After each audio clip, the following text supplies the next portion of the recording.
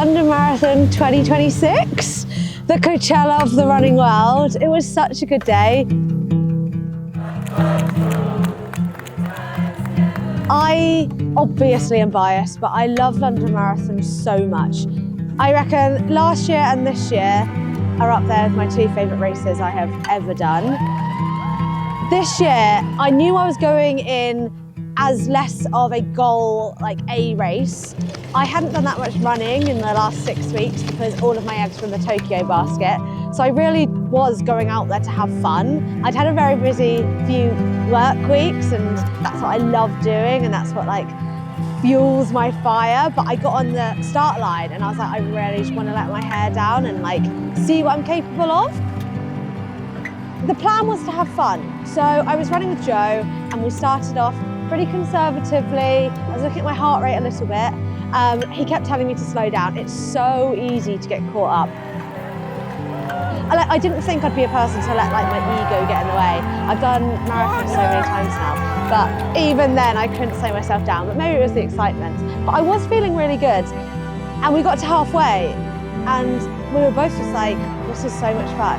And normally, especially when I run with Joe, I get a little bit complainy. I'm quite often like, slow down, can we slow down? Or like, I panic, or I'm like, I can't do this, I can't do this. Not a single negative word was spoken or thought. We were vibing, we were chatting.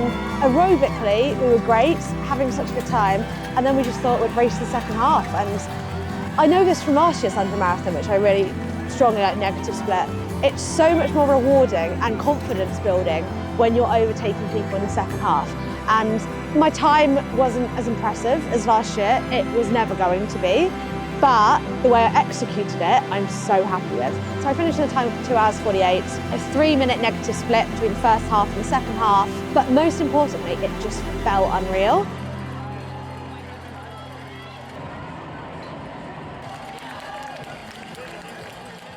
It felt so good and reminded me why I love running, which I think I needed after Tokyo, because Tokyo didn't go my way and I struggled with my confidence after that a bit. I was ready to move on to triathlon. I was starting like cycling and swimming and enjoying that more because I think my confidence had been knocked so much. So I'm really happy that it reminded me of all the reasons why I love running and reminded me that I am good at marathon running and I have the experience and I know what it feels like, and to have another London Marathon under my belt is I'm really, really grateful for and super lucky. And yeah, the support out there was crazy. The crowds are crazy. It blows my mind that like how many cheers I get, and I'm really grateful for it because on social media it's sometimes hard to believe like that they're real people behind the screen. Like it's amazing when I get any messages saying that I inspire people, but it's days like this where I really like don't take it for granted, and like it just is so surreal how many people like are out there supporting me who don't even know me. And yeah, it was just an insane day. Also, 2 people broke 2 hours, women's and men's world records. I actually can't wait to check all the crazy times that went down. I think it was a good day for a lot of people and a tough day for a lot of people too. But luckily, I think I tipped over into the good day side. London Marathon, I love you. It gives me shivers that I am able to inspire people because that is all I want to do in life, really. And for people to be inspired by my story and support me and, you know, be behind me and have my back, I think it's just the coolest experience ever, and I'm so grateful for all of the support, and I think that's what makes London Marathon so special, because whether you know the person, whether you don't, everyone's out there supporting. And yeah, it was a cool one this year.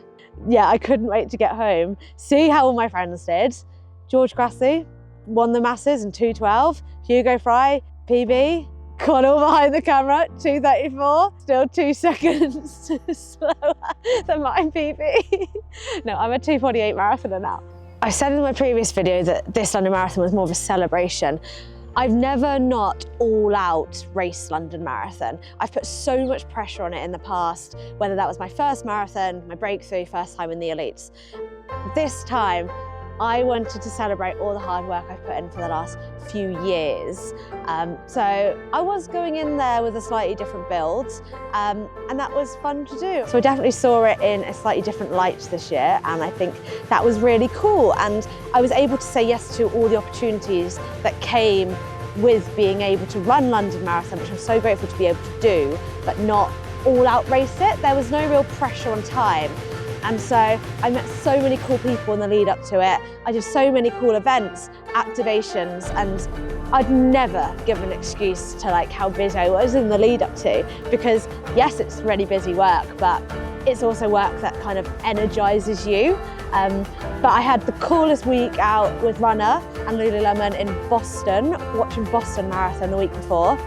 By the way, side note, I'd love to do Boston one year. It's a shame it's always the same week as London, because although Boston looked wicked, I feel like I've always got to have alliance with London.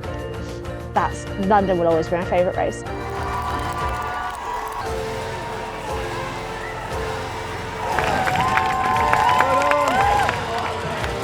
But a week out in Boston was just crazy. Podcasting, shakeouts, activations, events, Lululemon, like workshops.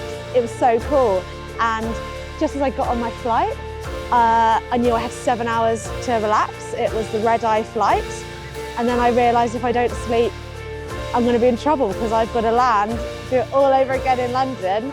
And London's 10 times crazier because it's the home marathon. And I've also got to run at the end of it.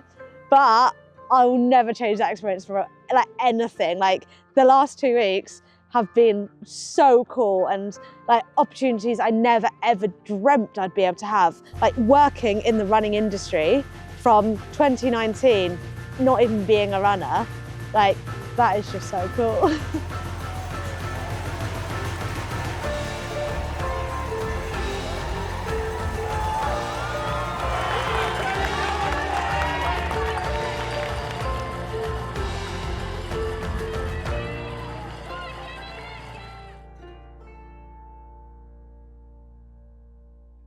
What is next? As I say, we've got an Ironman to train for in August.